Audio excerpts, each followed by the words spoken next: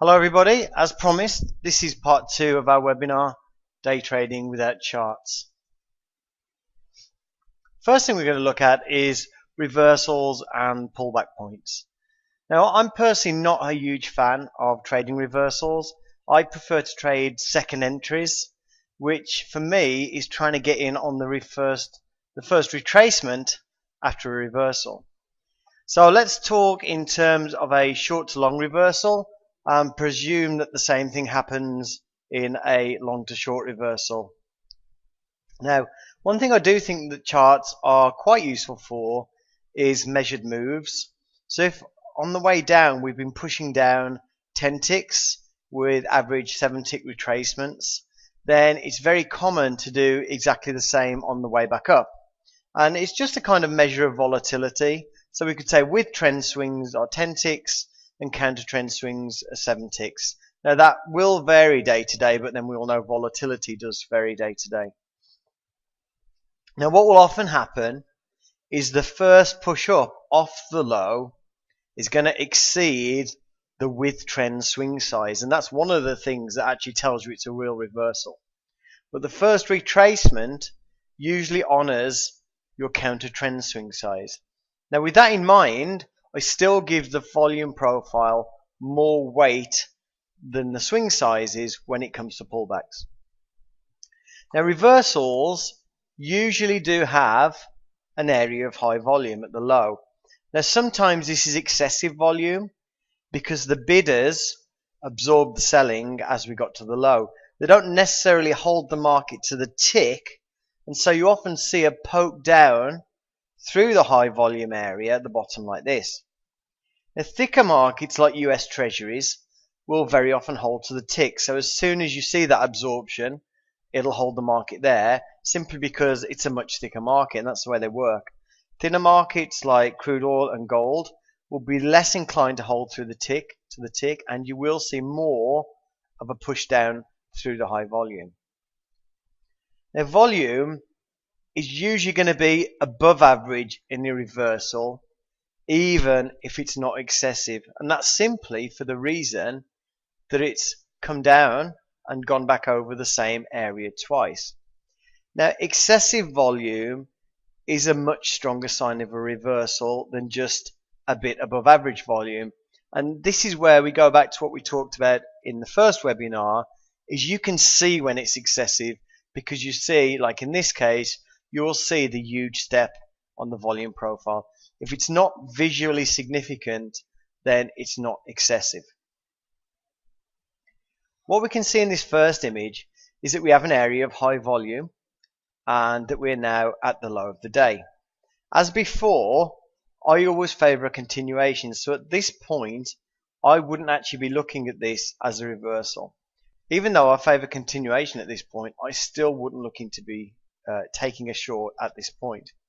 Now we could hold the high volume area low at this point, but that would effectively be entering the market short on a 2-tick pullback, and to me that's not a good entry point. If we went down another 5 or 6 ticks and then came back to this high volume, then absolutely I would be looking for a short entry.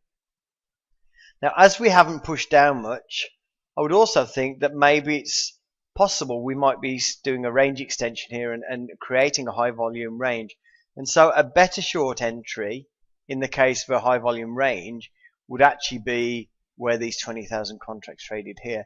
So even though I wouldn't call this a reversal at this point, I wouldn't be looking to go for a short just seeing it blow through this high volume by 2 ticks. Now when we get to the second picture, we can see we have excessive volume at the low, and it's held because now we've moved up through that excessive volume. So right now the buyers that bought there feel good and the sellers don't feel so good, and that's how you'd feel yourself in this situation. There's 50,000 contracts traded below us. Now as we mentioned before, these won't all be short-term traders, but you can be sure that the short-term traders exiting or defending their trades will be the ones that dictate short-term direction, barring any news event. So at this point, my preference is for us to go a few more ticks up and then try and enter a tick above this high volume area. Now, of course, it may dip in to this high volume area, but it should not sell aggressively into it if your premise for a long trade is correct. You want the sellers to be feeling trapped, not aggressively trading it back down. Which, if a seller's feeling trapped and out of position and he's losing money, he's not going to be aggressively selling this down. So long here is a fairly well defined and small risk. To the upside, you potentially have the higher the day to hit, and to the downside, really, you shouldn't be in. You shouldn't see aggressive selling come down to here. 1, 2, 3, 4, 5 ticks. You shouldn't really be holding below this 2000, or even if it gets this 2000, the order flow should have really told you that no, the sellers are too strong here. Obviously, in the second image up here, we're waiting for reversal around where this step is. But sometimes what will happen is as you're moving up, waiting for your pullback, it's going up in an extended move, and you'll create another high volume node. And when that happens, what you have to do is consider that this actually might be the point you're going to pull back to instead of down here. And you have to consider two things then. Okay, if that's my pullback point, if that's where another bunch of traders got positioned, my potential reward to the upside is slightly less. My risk actually in this case probably is if this level breaks. So the risk again is slightly less. But you have to consider the potential risk and reward on every trade. But basically, if as you're going up, you put in high volume here and put in another high volume node at the top, you have to start thinking about that high volume node as the kind of most interesting point of recent action.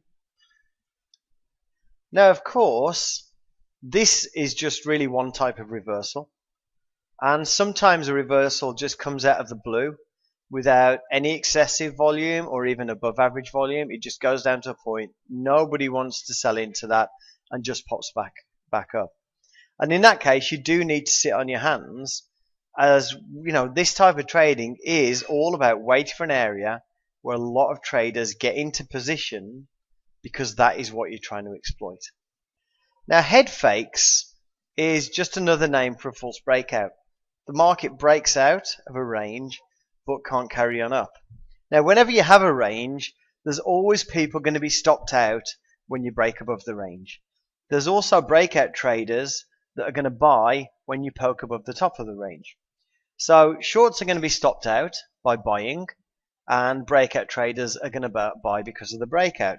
So if you were looking to go short 25,000 contracts, pushing it up through the high here would be a great way to generate plenty of people that are willing to buy from you.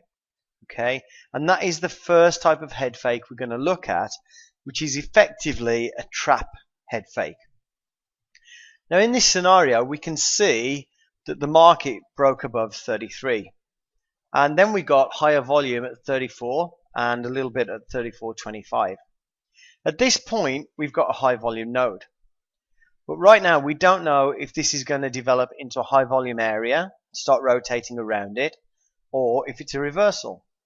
What we do know is that we have a lot of traders positioned below, and that in this move up, we only have cleared 3 ticks before we got high volume again. Now, in the second picture, we can see a lot more volume is traded there, and we have moved back through down the high volume area. So now, if we're expecting this to be a reversal, then we don't want to see it get up through this high volume area to the upside again. Now, in the final picture, we can see that whilst we did manage to trade 34, we didn't trade another contract at 34.25 again, and now we're headed back down. So at this point, if you take a short, you're looking at exiting at some point above this 34.25 area. If it pops up there, some of the shorts in from here are going to start to bail out. They're trading a reversal, remember, and reversal traders are just more inclined, in my opinion, to be more nervous about the upside because they're going against the short-term momentum. On the other hand, a head fake is really considered to be a range extension. So basically a head fake says that we're still in this range. So to the downside, you could be looking at 31.50, 31.25. Now personally, if I was short from this area, maybe a perfect short would obviously be 33.75 at the bottom, below this high volume node with a stop here and obviously a target here. But look at the POC. Okay, so if I was short, I'd be thinking, okay, we might get down, as low as this POC, might struggle to get through there. So I'd certainly be looking to scale some off in the 32.25 area. Now, the other sort of head fake is where it pops up through the top of the range, okay, but there's simply no interest in buying up there. So this is more of a true range extension. It's not a trap. It's not somebody pushing the market around. We don't have really many shorts getting stopped out. We don't have an awful lot of breakout traders entering the market. It's just apathy at the top. And obviously this is a bit harder to catch. With the trap head fake, just by the nature of the fact that somebody's absorbing those contracts and there's a lot of trading, so in the previous example 25,000 contracts, it's going to take a lot longer for that trap head fake to develop. You're going to have more time to make a decision. So you're going to go up there and you're going to wiggle around the area. It's not just going to turn in to an instant high volume node. Okay, but with this sort of head fake, when there's no interest, you might come back to this price once or twice. You might just wiggle there once or twice, but this is going to be over much more quickly. So you've got a lot less time to get in. Still, you do have a decent risk reward trade because your reward again is to the opposite end of the range. It's time to look back at what we've discussed in both part 1 and part 2 of the webinar. The idea behind using the volume profile is we're trying to capitalize on areas where a lot of traders are committed. So after moving out of an area where a lot of traders are committed, we know that some traders on one side are going to have taken a loss. And those traders are less likely to take the same trade again at the same prices which they've just lost money. And if you don't believe that, just ask yourself what you do. Or just put yourself in that situation with a losing trade. Some traders are going to watch their trade go into a loss and breathe a sigh of relief when it comes back to their entry area. And those are the guys that exit their trades at break even by buying, if they were short, which helps the market to move back upwards to the area it originally broke out from. And then finally, you've got those on the winning side that are likely to be a lot more confident, a lot more happy, and actually more likely to add to the trade. And what this does, it gives us an imbalance in the terms of the amount of people that will buy and sell the area when price moves back there. The other thing is that when a short-term high volume range develops, ultra short-term traders or scalpers are going to be fading the extremes, and that helps to fuel any move outside of the range. Now obviously, if the high volume range develops over 30 seconds, that's not really giving the time for the scalpers to start scalping the extremes of the range. Once it's been there 4 or 5 minutes, you can pretty much guarantee that at the extremes of the range, you're going to have scalpers getting in at those extremes and eventually getting stopped out to help kind of fuel the move outside. Now the high volume areas tend to start off as high volume nodes where just 1 or 2 prices of high volume occurs. So you're going to be looking for a hold if it continues through that high volume node, but you've got to have your eye on how it reacts to that level when it comes back. So if you do suspect that this high volume node is turning into a high volume area, then give it time to develop. There is no hurry when a high volume area develops, and it is actually better because you might start off, as the example on the 7th of January, you might start off with high volume node at 2 prices, and then it kind of spreads and it becomes 6 prices, and then you've got a much better idea of which prices are good to enter. Now in terms of reversals, just don't be so quick to take reversal trades. If you do take a reversal trade, you can wait for the area to hold first. You don't need to get in the high of the day. So if we look at the head fake, which was a trap, we can see we had time to let 25,000 contracts trade at the high. We saw the market move back down. We saw the market move back up to that area, a few more contracts trade. That's when we could have taken the short trade. So we did actually have, it wasn't just a fade at the top. It was a trap at the top, people absorbing the buying. But we had time to wait for a decision. Okay. Now in terms of confirming trades, okay, so I've got my trade location based off the volume profile. Order flow, as well as looking at correlated markets, are both excellent ways to confirm trades. Now we've got those covered in other webinars on the Jigsaw site, so I'm not going to cover those too much here. And one of the goals about using volume profile is it's going to give you a price where entering the market gives you excellent reward relative to risk. The thing is, you might not get to those prices. Okay, you might say, wow, I really want to buy that price, but just market doesn't move there, doesn't get to there. Now you also might find that the market trades down to your entry price, but you don't get a fill on a limit order you've got sitting there. So for instance, if you wanted to buy 1830, then what you want to do is, as well as having a limit order at 1830, if it's trading down there at bid 1830 and offered 3025, if the offers go down from like 1,000 to 800 to 600 to 400, then what I do personally is I just hit a market order buy into 3025 because I think that 3025 level is going to break, and I'll do that even if I have a limit order to buy 1830. So what I'll try and do is I'll have my limit order at 1830. I'm waiting for a fill.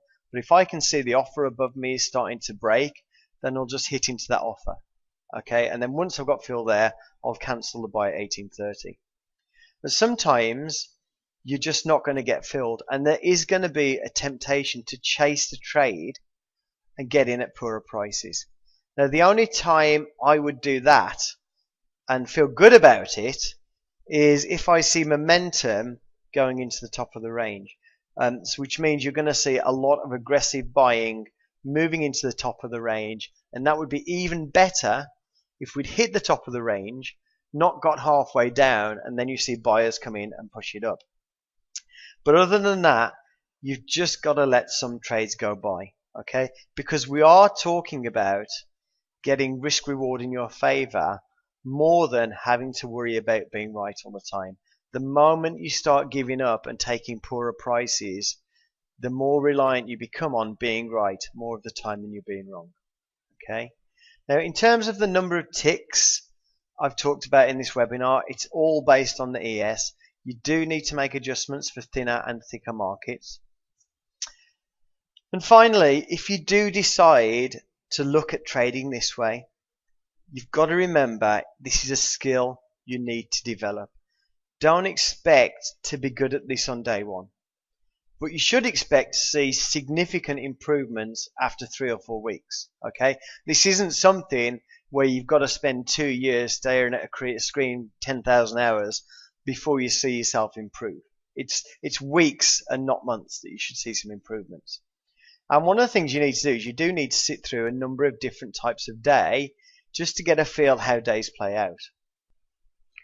Of course, the beauty of using the volume profile is that it's simple and it's easy to make consistent decisions and control your risk reward. That's what it's all about. It's all about giving you good risk reward so that you don't have to have the pressure of being right 90% of the time.